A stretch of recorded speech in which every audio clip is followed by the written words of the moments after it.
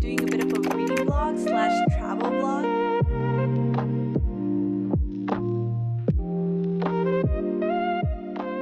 Hello my lovelies, welcome back. My name is Viry for those of you who are new here. For this video, I'm very excited. It's gonna be a little bit chaotic. This is future me recording an intro because I forgot earlier. Basically, what we're doing in this video is we're doing a bit of a reading vlog slash travel vlog. It's supposed to be a vacation reading vlog, but you will see what happens and you will understand why I'm saying it's chaotic. That's all I'm gonna say about it. Grab a drink, get cozy, and let's get started with this video. I'm recording with my phone, so the quality of this video is not going to be the best at the moment. It's 3 something in the morning and we're reading this book.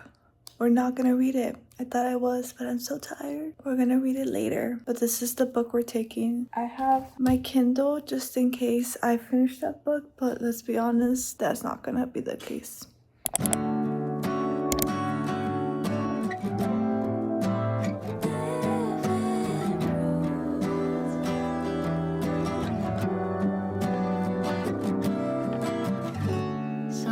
The way you walked in my direction, so confident but unassumingly.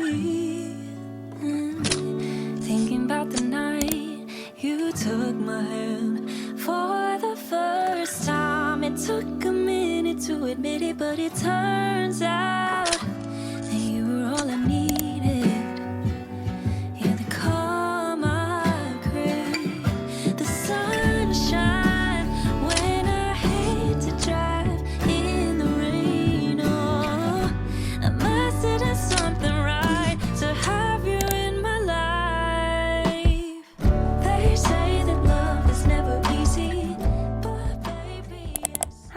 Okay, if you all didn't pick up already, I don't remember if I said it in the intro or anything, but I'm at Vegas. I am on vacation and I am recording not the trip itself, but what I can read, how much I read during vacation basically. Yeah, I brought a book. I brought my library book. I brought Viry, Our Bones in Midnight Soil by V. Schwab.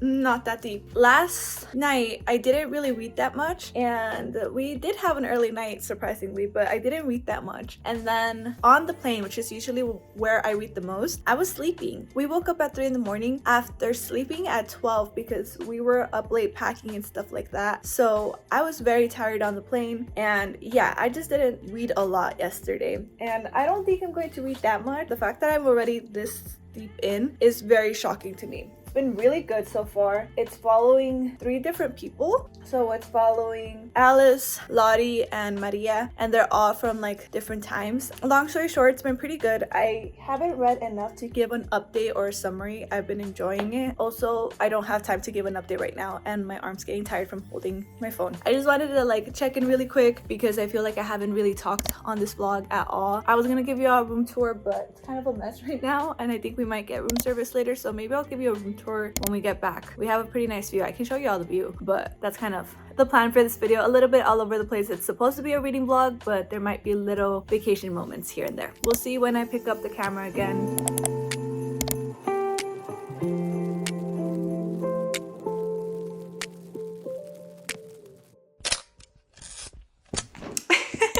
I totally failed on making this video, if I'm being honest. Okay, I didn't fail. I didn't read that much. It's morning time. If I look a little bit busted, what can I say? I spent the last few days at Vegas and came back yesterday and was traveling, and now I'm just tired. With that said, do I have boogers on my face? I did read quite a bit. I am halfway through the book. I don't know what I was thinking taking such a complex book. Well, it's not super complex actually, but it's definitely not like a easy consumable book when I know I'm not going to be sober to read it. So that's what made it a lot more difficult for me to read while I was at Vegas. I obviously didn't read on my flight going to Vegas. We tried to check in early to our room, but it wasn't ready. So we were just wandering around until like 11-ish a.m. and then we went out for food because we had brunch reservations and we had mimosas. And yeah, long story short, I read very little that first day, and that's kind of how it was for like the next few days. Is I would just read in the mornings a little bit while like I was waking up and stuff like that, and I hardly recorded those moments. In conclusion, Vegas was like the worst time to do this video. I don't know what I was thinking, but we are halfway through the book, and because we are halfway through the book, I wanted to give an update. I do want to finish this reading vlog. I have to finish this by tomorrow because I have to return it on Tuesday, and I don't want to go on Tuesday to return my library books. So I want to finish this by tomorrow. I have like maybe 250 pages left. I think I can finish this. I think I can. But so far, Rare Bones and the Midnight Soil by B.E. Schwab is a story about two people. It's following two people right now. Earlier I said three, but it's two people. Maria in 1532, who is kind of like this free-spirited person and is being married off to a viscount, and she just knows her freedom is going to like go away and stuff like that because she will be a wife, and she just doesn't like her husband. She's going through it, and I'm really simplifying this. Hi baby, you want to come here? He's like a little sticky piece of gum. He does not want to leave our side right now.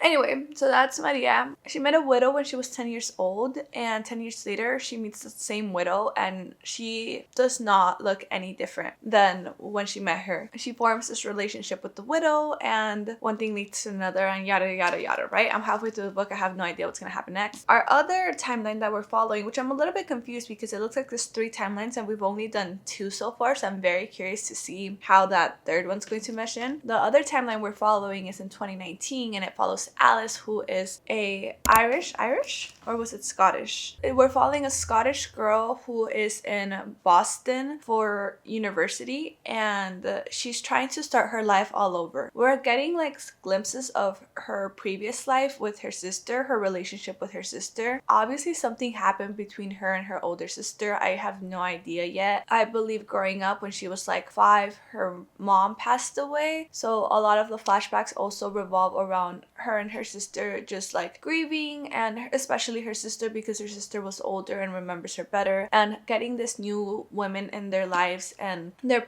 dad basically moving on and stuff like that, and Alice feeling conflicted because she doesn't remember her mom that well since she was so young, but she doesn't want to betray her sister with these feelings. She ends up meeting a stranger and like hooks up with her and stuff like that, and she wakes up feeling really bad. She thinks she's hungover, but in reality there's more to her story. So that's kind of where we're at. Well, a little bit past that point. I just don't want to reveal too much because at least for me, I had no idea what this book was going in. I had a feeling that it was going to be a little bit supernatural, a little bit paranormal, but I didn't know. I was just more interested on like the formatting of the book. I really like it when we jump around in timelines. So far I've been very much enjoying it. I love some of the words here, some of the phrasing on here. Let me see if I can find it. I wish I wrote it down, but I was on vacation. Again, I took the wrong book because I couldn't even annotate, but there was this one like sentence that I really liked, and it's just kind of describes basically how flowery the book is. This is like a moment where she's having some intimacy. I'm not going to read anything explicit. It's just more the writing. Alice is a square of chocolate melting in the sun, edges soft enough to smudge, and this is what she dreamed of when she dreamed of college, of freedom, of life, and now it's happening to her. She's torn between the urge to hold the moment on her tongue and the urge to spit it out before it can dissolve. And even now, she's still thinking too much, still stuck somewhere inside her head. And that's all I'm gonna read, right? Because there's other stuff that happens. Moments like that, the book just does such a good job of like making you feel what they're feeling. Very flowery book. I like it. Enjoying it so far. So I am going to read a little bit more. I do plan to do other things today. It is more of a like recovery day, like rest day for me rather than a cleaning day, even though I really do have to clean. But we're just going to enjoy a little bit of my time off.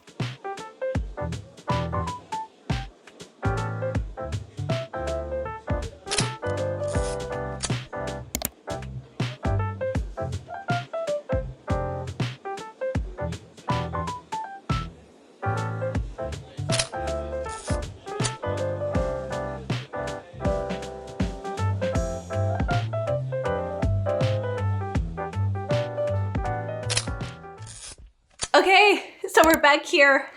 I just wanted to end this video really quick talking about the book and my final thoughts about it. I don't have the book with me because I actually returned it yesterday. This is what we read, right? Bury Our Bones in the Midnight Soil by B.E. Schwab. This to me is going to say a 3.5. I was really liking it and I enjoyed it a lot. I think one of my favorite things was just the different storylines we were following. I just did not see how Alice's story connected with everything, which I think was the point. But at the same time, I just feel like I wasted my time reading Alice's story. I feel like that really kind of just brought down the rating for me. If not, it would have been much higher. But again, that is the point. I think that's exactly the point. I think Alice even has her own realization of like, what was all of this for? Maybe it should be higher, but personally for me, I did not enjoy that aspect of it. I haven't really thought through more of like an actual review. I will be reviewing this in more depth in my reading wraps later in the future. It's very much like a sapphic vampire romance, but it's very toxic, and I feel like it leans very into that like vampire culture of like having like this very toxic, manipulative, abusive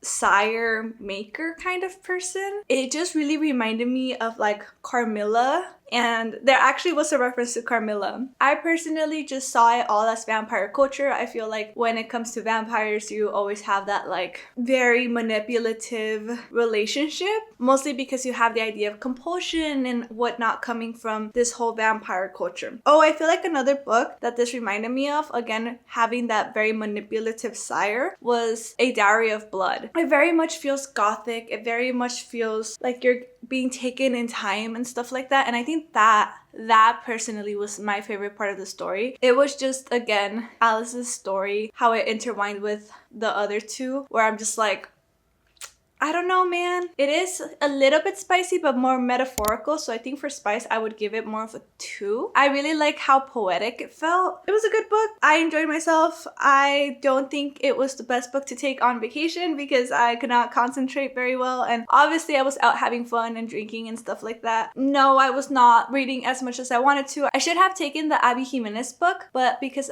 I knew that I had to return these books to the library, I really wanted to read this book. I think that's kind of like it for this video. Like I mentioned, very chaotic. This was supposed to be more leaning towards a reading vlog. Thank you for coming along.